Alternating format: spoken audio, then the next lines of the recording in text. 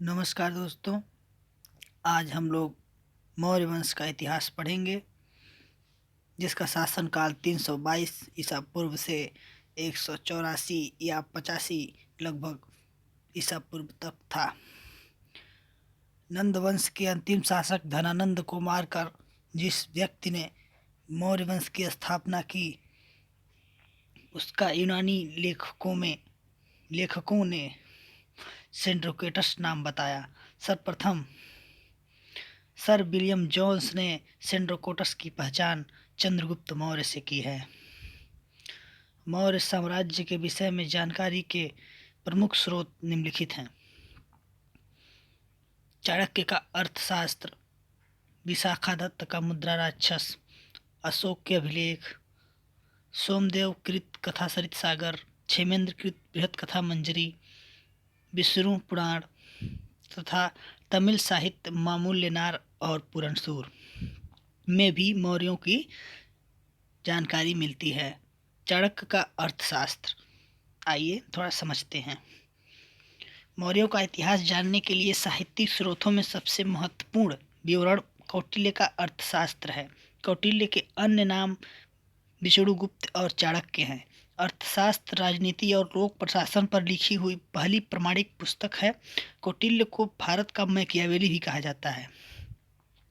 अर्थशास्त्र में कुल 15 अधिकरण, 180 प्रकरण और 6000 श्लोक हैं। यह ग्रंथ अन्य पुरुष की शैली में लिखी गई है। अन्य पुरुष प्रधान यानी दूसरे के बारे में। चाणक्य ने अपने बारे में कुछ नहीं लिखा है। चंद्रगुप्त के बारे में और लोक प्रशासन के बारे में लिखा है। डॉक्टर श्याम शास्त्री ने सर्वप्रथम 1909 में इसे प्रकाशित करवाया था। विशाखादत्त का मुद्रा राक्षस, अशोक के अभिलेख, विशाखादत्त का मुद्रा राक्षस के बारे में थोड़ा सा जान लेते हैं। विशाखादत्त मुद्रा राक्षस में मौर्यों को शूद्र बताया गया है। साहित्यिक स्रोतों के आधार पर ब्राह्मण साहित्य व मुद्रा राक्षस व विष्णु पुराण के अनुसार मौर्य शूद्र थे तथा जैन धर्म महावंश, दिव्यावदान, दीपवंश, महावंश टीका, ये बौद्ध धर्मों में उसे क्षत्रिय कहा गया है। जैन धर्म में कल्पसूत्र और हेमचंद्र का परिशिष्ट परमन, इन दोनों में इसे मौर्य वंश के क्षत्रिय स्वीकार किया गया है। जैन और बौद्ध धर्म इसे क्षत्रिय मानते हैं। ब्राह्मण साहित्यों के अनुसार ये शूद्र था। विदेशी स्रोत में मेगास्थनीज की इंडिका सबसे महत्वपूर्ण है। ये मौर्य प्रशासन के बारे में जानकारी देता है तथा रुद्रदामन का जूनागढ़ अभिलेख मौर्यों के बारे में जानकारी देता है। पुरातात्विक स्रोत एकमात्र ये कुम्भरहार एवं बुलंदीबाग से थे।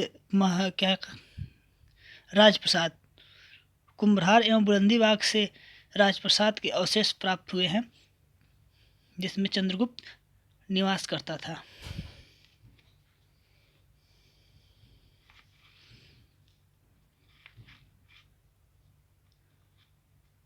चंद्रगुप्त मौर्य 322 से 298 ईसा पूर्व। चंद्रगुप्त मौर्य के अन्य नाम सेंड्रोकोटस, एंड्रोकोटस, सेंड्रोप्टस पाटलिपुत्रक।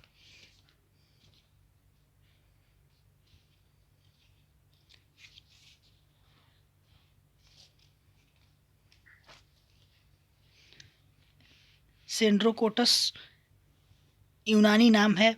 विलियम जोन्स ने सेंड्रोकोटस की पहचान चंद्रगुप्त मौर्य से की थी। एंड्रोकोटस एरियन और प्लूटार्क ने कहा था और सेंड्रोप्टस फिलार्कस ने, तथा पाटलिपुत्रक स्ट्रोबो ने कहा था।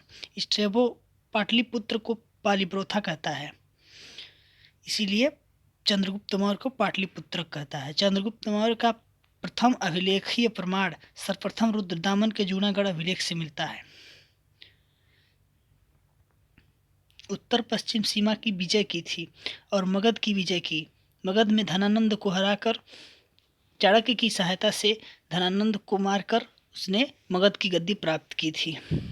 सेल्यूकस से युद्ध।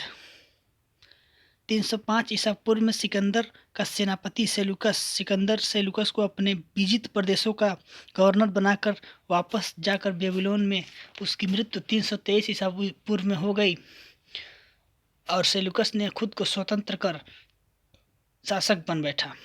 सेल्यूकस पश्चिमोत्तर भारत पर मध्य एशिया पर शासन करता था। हिंदुकश पर्वत की सीमा पर युद्ध सेल्यूकस ने से चंद्रगुप्त के बीच भयंकर युद्ध होता है। सेल्यूकस बुरी तरह हार जाता है और सेल्यूकस अपनी पुत्री का विवाह हेलेना का विवाह चंद्रगुप्त के साथ कर दिया। संधि की शर्तों के अनुसार सेल्यूकस को कुछ शहर चंद्रगुप्त को देना पड़ा। इस संधि के अनुसार सेल्यूकस द्वारा कुछ प्रदेश दिए गए, जिसमें Aria, Herat, Arachosia, Kandahar, Gedrosia, Makran, Paropanisadae, Kabul, Uttarapatha, Dakshinapatha, Avantika तथा प्राची प्रांतों के नाम से चंद्रगुप्त का साम्राज्य विभक्त था। कलिंग को छोड़कर संपूर्ण भारत पर उसका अधिकार मालूम पड़ता है। सुदर्शन झील के बारे में जूनागढ़ अभिलेख में लिखा गया है। इसके पूर्व कहीं उसका उल्लेखित नहीं है। जूनागढ़ अभिलेख में रुद्रदामन ने खुद बताया है कि यह मौर्यों द्वारा बनवाया गया था, जिसकी उसने मरम्मत करवाई थी। चंद्रगुप्त की मृत्यु। जीवन के अंतिम समय में भद्रबाहु के प्रभाव में आकर जैन धर्म ग्रहण कर लिया।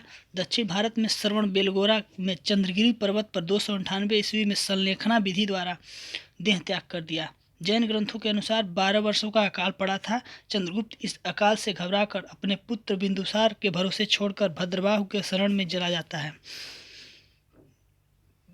चंद्रगुप्त मौर्य के समय में प्रथम जैन संगीति हुई थी।